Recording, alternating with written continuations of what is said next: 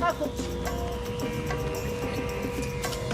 Qu'est-ce qui se passe? Romain, mais c'est quoi leur beauté, c'est quoi ça? C'est mon anniversaire, c'était hier, t'as vu ce qu'on m'a offert? Bah oui, c'est super, c'est magnifique. T'as vu, il y a de la neige. 2 ans qu'on attend. Oh, c'est super. Allez, les Hop, skis, hop, hop, hop, le hop, hop. bonnet.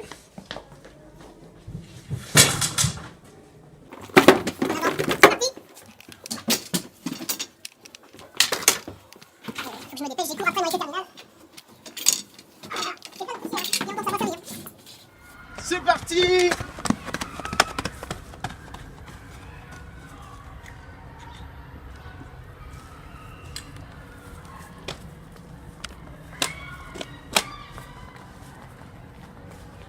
Ça glisse pas, Florence, Cécile, venez! Mais Romain, alors, qu'est-ce qui t'arrive? Même avec la neige, ça marche pas. Ça marche pas, j'ai pas d'énergie cinétique, je comprends pas. Mince. On va voir comment on va faire pour te faire un transfert d'énergie. Cécile. Allez, on va transférer. Ah, le brouillon arrive. Bon, on va voir.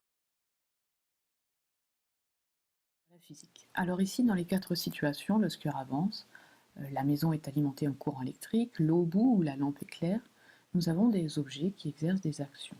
Eh bien, cela signifie qu'elles ont reçu forcément quelque chose au départ. Ce quelque chose, c'est de l'énergie. Alors, nous n'allons pas nous intéresser ici, dans cette capsule, aux différentes formes d'énergie des objets, mais nous allons nous intéresser au transfert d'énergie. Comment les objets ici, qui exercent des actions, ont reçu de l'énergie par d'autres. Alors, ces transferts d'énergie peuvent se faire de 3 façons, soit par transfert mécanique, transfert électrique ou bien transfert thermique. Commençons par étudier le transfert mécanique. Un objet peut recevoir de l'énergie grâce à une action mécanique d'un autre objet, ce qu'on appelle une force en physique. Par exemple ici, la caisse avance. Elle a donc reçu de l'énergie de l'homme. Cet homme a simplement poussé la caisse, il exerce une action mécanique sur la caisse, on dit que la caisse a reçu de l'énergie par transfert mécanique. Ici aussi, la pâte ici a reçu de l'énergie, elle se déforme, par le rouleau à pâtisserie. Le rouleau à pâtisserie a transféré de l'énergie à la pâte, par transfert mécanique. Ici aussi, nous avons un transfert mécanique d'énergie de la raquette vers la balle. Deuxième possibilité pour transférer de l'énergie, le transfert thermique. Ce transfert thermique peut se faire avec contact entre les deux objets ou sans contact. S'il y a contact, eh bien, par exemple ici, le transfert thermique va toujours s'effectuer de l'objet le plus chaud vers l'objet le moins chaud. Ici, le glaçon fond car il reçoit de l'énergie de la table sur laquelle il est posé, qui est plus chaude que lui, et donc il se met à fondre.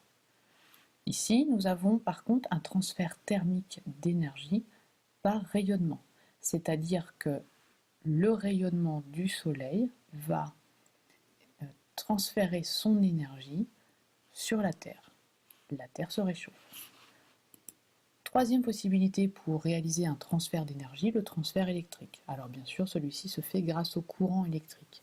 Par exemple, ici, la lampe reçoit de l'énergie par l'intermédiaire des fils grâce au courant électrique. Elle reçoit de l'énergie par transfert électrique.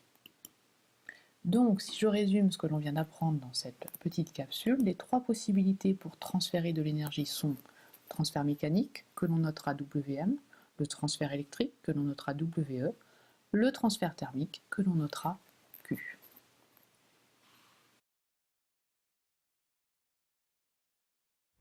C'est bon, Romain, on a trouvé. Ça y est, vous avez trouvé? Oui. Ouais, on a trouvé, on peut te faire un transfert mécanique pour l'énergie. C'est Allez, vrai? t'es prêt? Ça marche comment? Allez, 2, 3. Ouais! Ouais! C'est cool! Ça marche! Au revoir, monsieur Au Chauvier. revoir.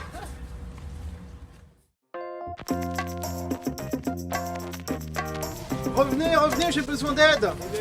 Qu'est-ce que vous faites là? On tourne une capsule, attends, qu'est-ce que tu crois? Je fais du ski, moi! Je commence à en avoir ras-le-bol de la cyclisme, moi, c'est bon. Bon d'accord Antoine, allez viens, on va aller en cours, mais c'est bon rigolo quand même.